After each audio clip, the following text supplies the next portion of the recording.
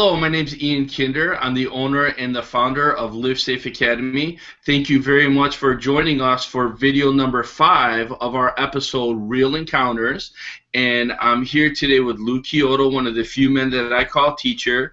Lou was a Marine officer for 10 years, and then he left the Marine Corps to join the California Highway Patrol, where he eventually retired after 23 years. And we're going to talk together about the video that you just saw so that we can give you ideas on how you can be safe if you're in a similar type of a situation. Now, I always stress in the beginning of these videos, and I want to really emphasize this point today, that we're never being critical of the people who are in these encounters. You know, anybody who's been involved in violence, they know that oftentimes things don't go right. And, you know, if we were ever to kind of assess our own performance in a violent situation, we would probably be our worst critics. So it's just not fair to be a Monday quarterback to say, or an armchair quarterback, where we're going to come back and we're going to be critical of somebody in a situation that we ourselves weren't in that exact same situation. We're only using these videos as a visual reference to teach principles. We're never judging or being critical or claiming that, you know, even necessarily we would do better in the same type of situation. We just want to use it as a learning opportunity. And Lou, thank you so much for being a part of this video series. You know, I always love having you here. And how are you today? I'm very well, thank you, and it's a pleasure being here.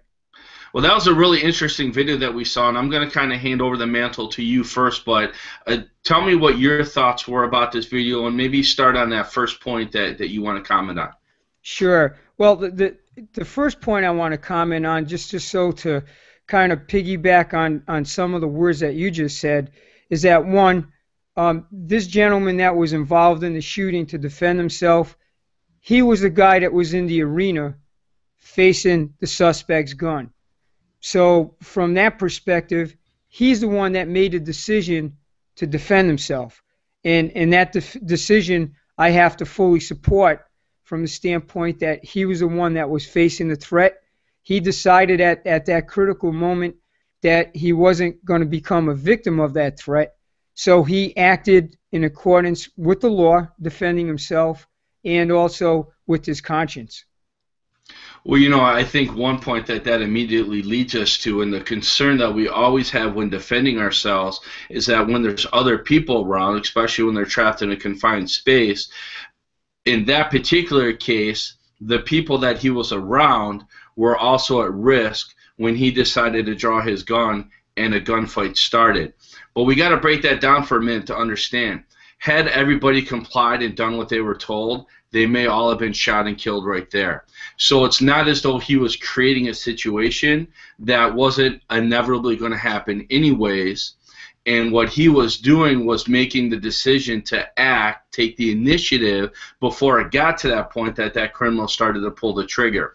Now, the question that creates, though, is because everybody else is there in that confined space, because of that back and forth fire, that now creates risk for those people who are in the confined space. So let's kind of talk about that, you know, real world reality, that things aren't always going to be perfect. So on the one hand, we have the responsibility not to put innocents at unnecessary risk, and that's a very important responsibility.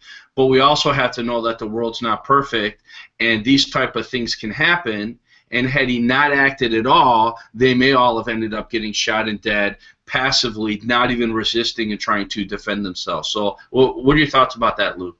Well, you know, I think you raise a great point, because it's something that is a very important issue. But I have to still go back to the fact that he observed a masked man come into his place of business, pull a gun on him and everybody around him, and he made that decision to not allow the potential of everybody in there becoming a victim of this individual. His ability to fight the guy was present. He had a weapon system that obviously he carried around with him, so I would assume he probably has it with him all the time, and he had confidence in his ability to use it. And he made a conscious decision to defend himself and defend the others around him.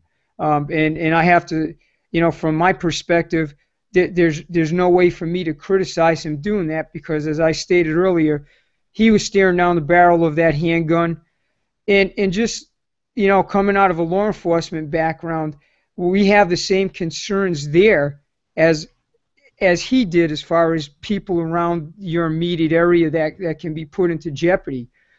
But the case law, plus the actual legal system, it supports your ability to immediately defend yourself when you believe that you personally are in that grave danger of either getting killed by that individual or receiving a serious bodily harm. So again, he made his decision to fight him, and I have to support that decision made at the time, even though we know that there's potential that there's bystanders there. It doesn't say that suspect wouldn't immediately open fire on them at any split second and start his killing. Because at that moment in time, you don't know if you're getting robbed. Is this a active shooter scenario where for some reason he's come into the store with the intent to kill everybody there? These are unknowns to the individual standing there. All he knows is that someone's pointing a gun directly at him, and he made a decision to defend himself. So the fork in the road that he was facing not was, do we give him the money or do I shoot the guy? The fork in the road that he was facing is this guy going to kill everybody in this room? And if he is, am I going to stand here passively and allow that process to start? Or am I going to take the initiative and try to shut it down before it ever starts to happen? And that's a deeply personal decision that when people are in that moment, they're not going to have a crystal ball, and they're going to have to act in the circumstances that they're in. And the reality of criminals killing everybody involved, even when the victims are cooperative, is a very real statistical fact. I can point to many news stories, even here in our local area in Detroit, Michigan, and I'm sure you can too, Lou, where even when victims do everything that they're instructed to do, the criminal still kills them. So in that situation, we have to operate in the real world. We have to make our personal decisions. Violence will never be perfect, because perfect is violence not happening. So once you're in a violent situation, you're always in bad circumstances that you just have to make the best decision you can for the best outcome. And now that said, as individuals, we should always do everything that we can to minimize the risk to innocent people. But we just have to know that the world's not a perfect place, and in that situation, his actions may have been the best case scenario for those victims because he was stopping the killing before it started. Yes, and I agree with that. I was involved in an incident a number of years ago in which a robbery took place in a Mexican taco store. The workers gave them everything that they wanted, and on the way out, one of the guys just turned around and opened fired on him, struck him one time right directly on the elbow. We got there and were confronted with the individual's arm basically hanging on by tendons, and of course the suspects had already left. But like you said, there's no guarantee second to second how the suspect is going to respond to whatever their intentions are. And you don't know this at the time because we don't, like you said, have a crystal ball. Absolutely. Now, what's the next point that you want to kind of let the viewers know about as far as their own ability to respond if they're caught in a similar type situation? Sure. Well, now I think we're a little bit beyond the conversation about whether it's right or wrong or improper in any way to defend yourself. I think we've answered most of those questions to this point. Now we need to turn to, okay, we've made that decision to engage that threat, and what happened there is something that I think is an important training point so that the listeners here can have maybe a fuller view of the dynamics of the actual fight that transpired between the suspect and the other gentleman. And that is that when he opened fire on the suspect, you notice in the video, he shot at him one time, and you can see a visible reaction from the suspect, which meant to me that he hit him. But the immediate thing that happened there was a pause in the rate of fire on the suspect, meaning there was a shot that went down range, there's a pause, and then there's the return fire again. And this could be a training issue because we don't obviously know what training was done by the gentleman in the shooting. But we have general things that we teach people to do if it comes down to the point of them having to engage the suspect. And that is that we want to continue firing until the threat is absolutely subsided. And unfortunately, even with good ammunition, we've got good calibers to use in our handguns, we still don't know what the entire effect of a given bullet is going to have when it strikes an individual. There's so many factors involved in what happens there. That's my dog. Sorry, it's my killer dog in the background. You guys might hear him today because there's no one that can find him. Give me 1 second to deal with this dog. For all you dog lovers out there, this is my good boy over here. Riley, come here, boy. Riley, come here. Come on, Riley. Just one pause in the action here. Oh, that's come here, fine. Riley. Come on, Riley. Come here. Let's get on camera. Come over here. Come on. This dog right here, believe it or not, excuse me while I bend over here. Riley, come here, baby. Come on up. This dog right here actually saved our house from a home invasion. I kid you not. The home invader was knocking on our door. This guy right here, little as he is, he barked, scared the guy. Guy went across the street, tried to run his game on the neighbor across the street. We called 911 right away. Cops got there right away. They throw him to the ground, which is not normally what's going to happen when somebody's just knocking on the door, right? But there was a series of home invasions that had happened. They were going up to people's door, knocking. Hey, my grandma's locked out. She's half a block down. Do you have a screwdriver so we can help her get in the house? Then they were taking the screwdriver and they were robbing them with it. And that little guy right there, he scared him off of our front door and scared him to a neighbor's house. And, of course, we called when we saw him go over to a neighbor's house and, his activities were suspicious. So that's a brave little dog right there. He's earned his dog food. Outstanding. Yeah, well, sorry, go ahead. No problem at all. Well, now to get back to what I was trying to speak about here is that because we never really know what the effect of any given bullet that impacts a given suspect will have on them, we teach this principle of continuing to fire until the threat is no longer an active threat to us. In this case, what happened was the suspect got hit, the engagement momentarily stopped, the suspect got recomposed and returned fire. And then, of course, when he was re-engaged, that's when he decided to move to what would be his left to try to get out of that line of fire and relocate himself. And at which time the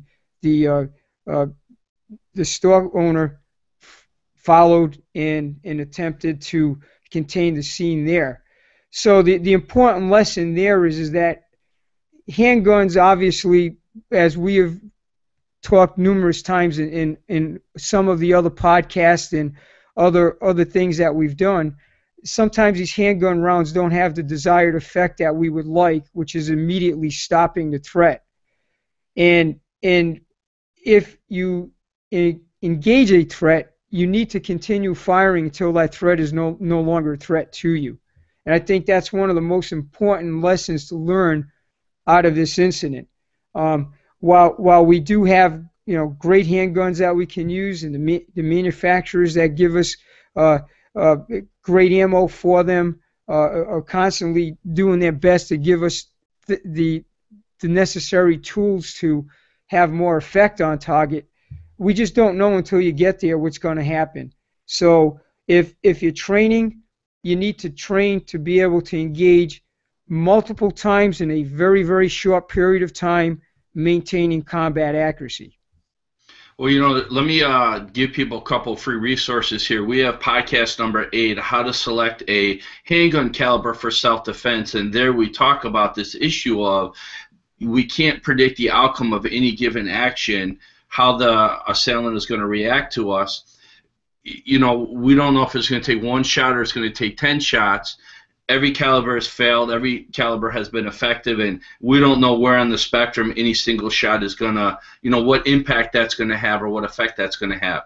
So podcast number 8, we talked about how to select a handgun caliber for self-defense. Another resource I think might be valuable here is post number 2, and these are both on my website, livesafeacademy.com, where I write an article on speed of engagement, and we deal with some of these different dynamics that you're talking about here. But I'm going to mention one brand new resource that we're going to start, and Lou, you don't even know about this yet. We're going to start a new series called Guns, Self-Defense, and the Law, where I'm going to have an attorney who was both a member of the, he was a prosecutor for the federal government, and now he's a defense attorney. Great perspective, deals a lot with gun laws and self-defense cases, and we're going to talk about issues like how many times you shoot them. Because I hear this question come up a lot with people. Or, you should have shot to wound them. I just had a conversation with a student about that in a self-defense class that I taught just a couple days ago. But the bottom line is all use of force is to stop. And how much force do we use? As much force is necessary to stop the threat. So we don't shoot once and hope it's over. We don't have that expectation that a single shot will end the fight. We continue to shoot until the threat stops. Whether that be 1 shot or 5 shots, we don't get to know the number ahead of time. The point is we continue to apply force until the threat has been stopped, and then that's when we separate to that safe place and we immediately report the crime. So I agree with you 100% there, Lou, and I think part of the expectation that he had excuse me, was that the single shot was going to solve the problem. And then when that didn't happen, that caused hesitation on his part, which created an opportunity now for the criminal to act, which was now increasing the risk to him and everybody else there.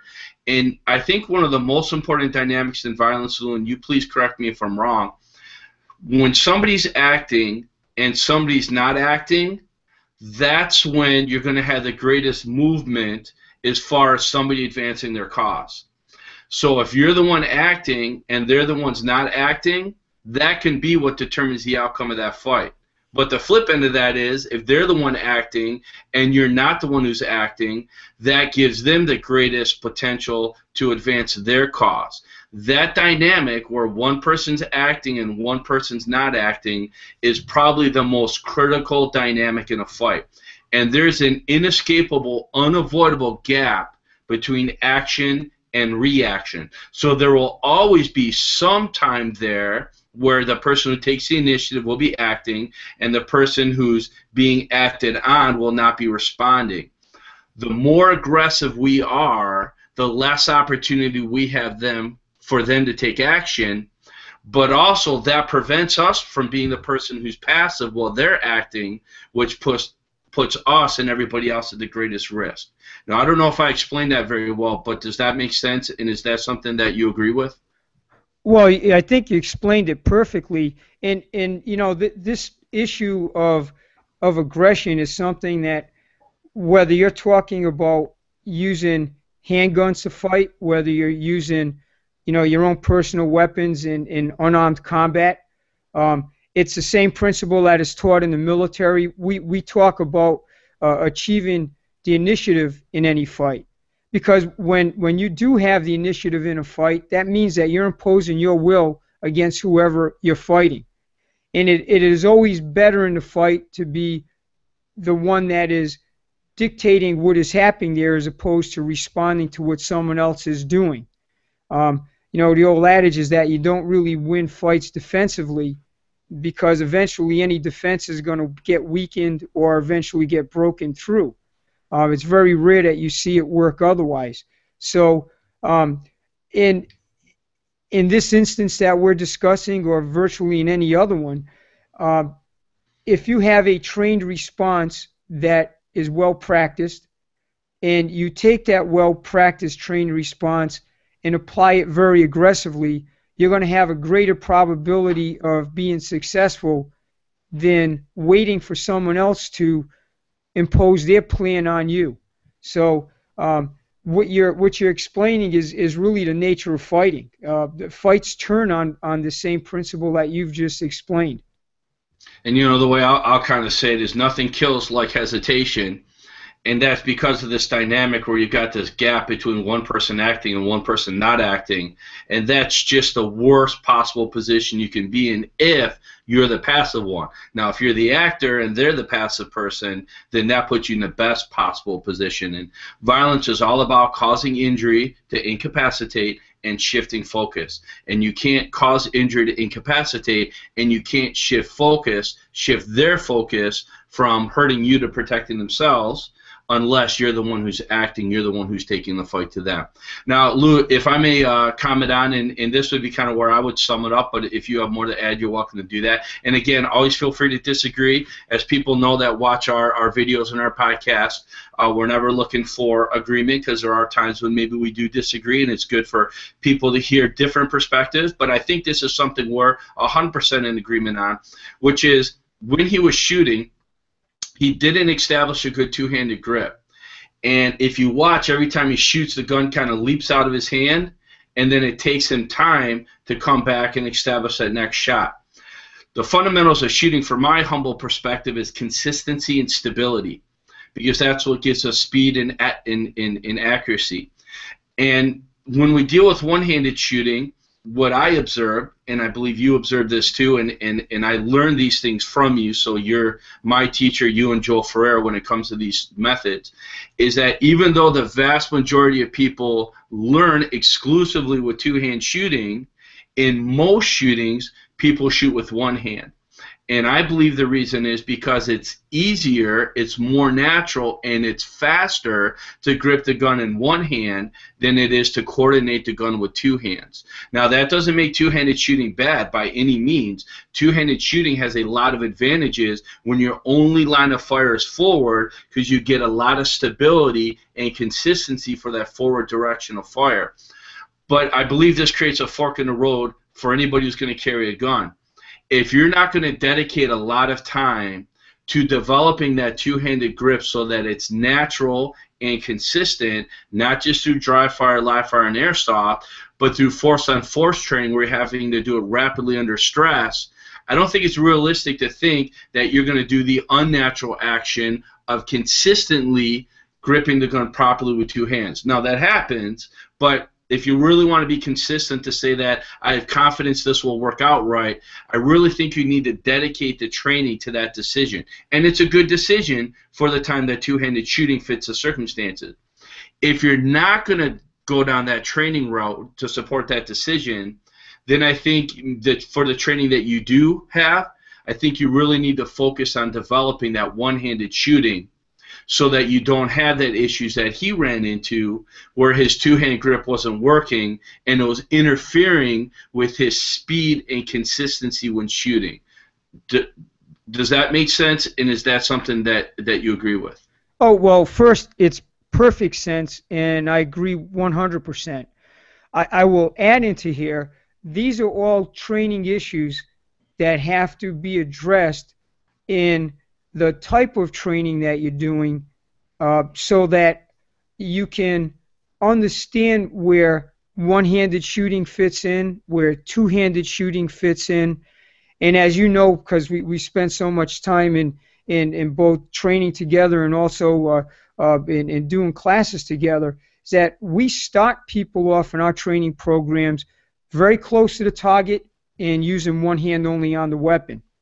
Because if you understand that you can control that weapon with one hand, when you're within distances, or for that matter, oftentimes in concealed carry, you're utilizing your support hand to clear clothing and doing the things necessary to access your weapon. Speed is going to be a very critical, important thing in a close-quartered fight, which means that I need to get my muzzle on target and get bullets down range as rapidly as I can, because, as in this case, the other individual already has their weapon in their hand and is already bringing it to bear on your body. So there's really no time here to waste. So having confidence in shooting with one hand is a very critical skill to learn for combat shooting. And when we talk about combat shooting, we're generally talking about very, very close quarters. I don't know the exact measurements that were present in the fight that we just analyzed, but that was definitely within about that 3-yard line. They're very, very close to each other. Now, we stopped people off there virtually getting 100% hits using only one hand on their weapon. And I think probably psychologically the thing that's important is if you don't have confidence in your ability to shoot one-handed, you're going to probably hesitate to use that even in a live incident. Or it may cause hesitation in your mind about what should I do here. So, as you know, what I'd recommend for people to do is, I hate to use these words like, we've developed crutches, but this is probably what's happened with a lot of two-handed shooting, because that's usually the place where most people start their training, is with two-handed shooting.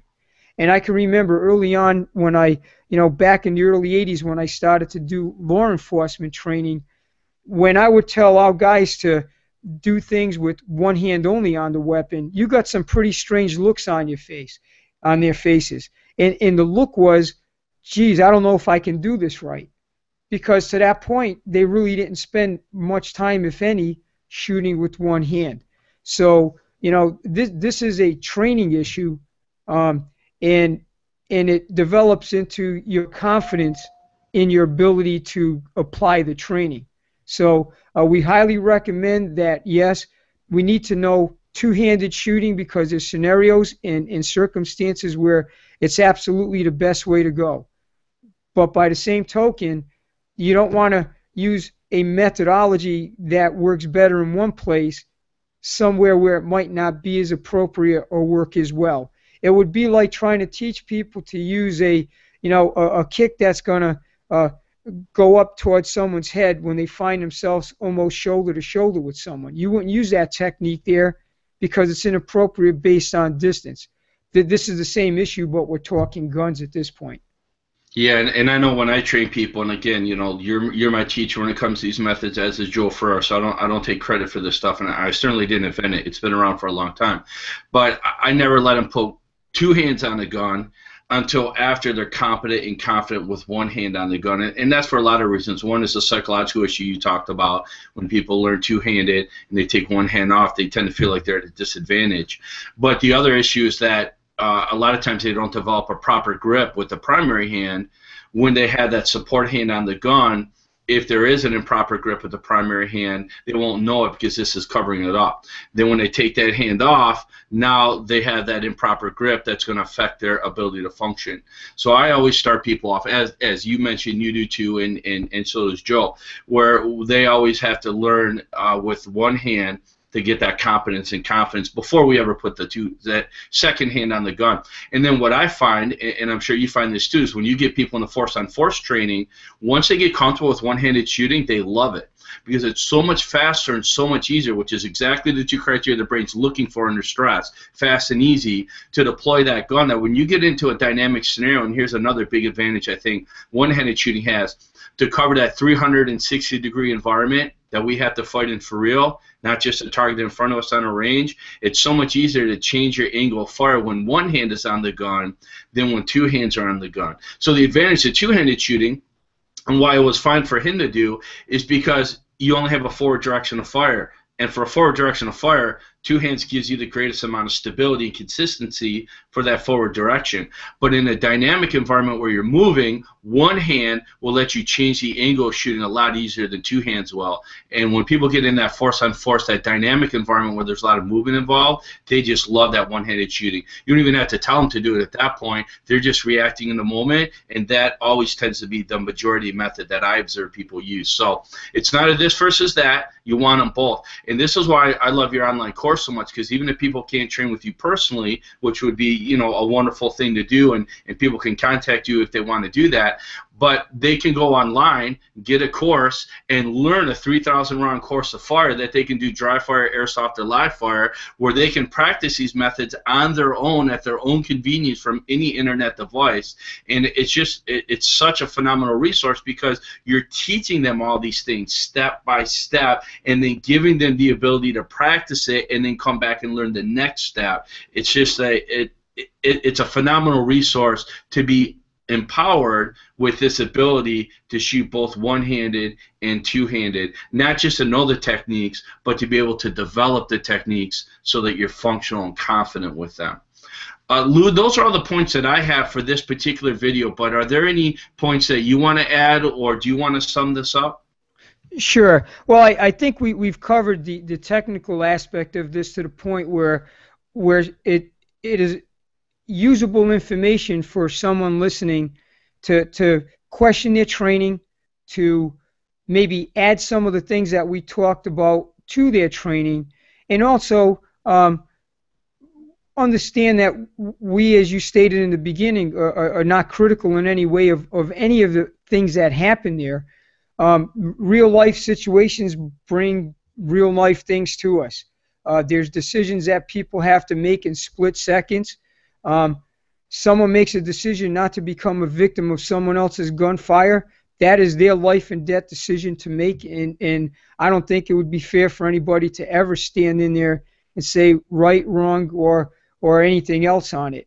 But I think it is valuable for us because the training issues that we're trying to bring out in this are all things that anybody can do and possibly correct if they're not doing properly with very minimum effort. These issues you bring up about one-handed or two-handed shooting, that's invaluable for someone to know. If you can practice the right things before something happens, you're going to be so much better or competent at handling any particular incident you get involved in. However, the things that you don't train are things that are not going to be there for you when you need it. So if anything, as a summation, I would just say to take these training points that we've been discussing and apply it in the method in which you're training. And hopefully at some point in time, if we ever get the opportunity to train personally together, that's what we do. We love training with people. You mentioned the online course. I think that's another very viable alternative to have a course of action in your training that will bring you from one point to the other and gain greater competency in what you're doing as you're progressing along. So, I wish everybody well in the training they're doing. As in this gentleman's case, whatever he had as training and ability before the incident is what he went into that incident with. The time to train is before things happen. Absolutely. In other words, the decisions that we make before the event will oftentimes determine the outcome of the event. And so making those decisions to be properly informed and trained can have the greatest impact on the outcome. You never wait till you're in the problem to solve the problem. Have those solutions before the emergency. Just like we don't wait to put on a seatbelt until we're in an accident, you won't have time to do that, or even the presence of mind. You got to have that seatbelt on so that if an accident happens, you're already prepared. That's what being equipped means, but that's also what training means, and that's also what the proper mindset means. I'm just going to throw out one last comment. We can't always train the people that we're around to know what to do in an emergency, but for the people that we spend the most time around, our loved ones, we can tell them what to do if something bad happens, so that if they see, oh man, my husband, my dad's going to have to use force here, mom or whoever, I'm going to immediately separate to safety. I'm not going to stay around them, because if they have to use force, they don't want me in that path of violence where I can end up getting hurt too, right, as the spouse or the child. So that we want to tell those people that we want them to leave us and get to a safe place if they're old enough and they got a cell phone to make that 911 call and report what's happening. Not that it wouldn't necessarily apply to his coworkers, so it might have, but we can take that lesson to our family members and the other people we spend time around with, tell them what to do if a bad thing happens so that they know how to respond, and it frees you up to focus on the threat and not worry about those people that you're trying to protect. Does it make sense, Lou? Absolutely, Ian. I support that 100%. Well, thank you so much for coming out here. Thank you for all the viewers for watching this video. Please feel free to share it with others. If we can ever be of service, you can always contact me at livesafeacademy.com. And, of course, you can contact Lou at gunfighterslimited.com. And we're always glad to be of service. Sir, thank you so much and have a wonderful day. Would you like to connect with Live Safe Academy, LLC? Would you like to help us spread the word so we can help more people?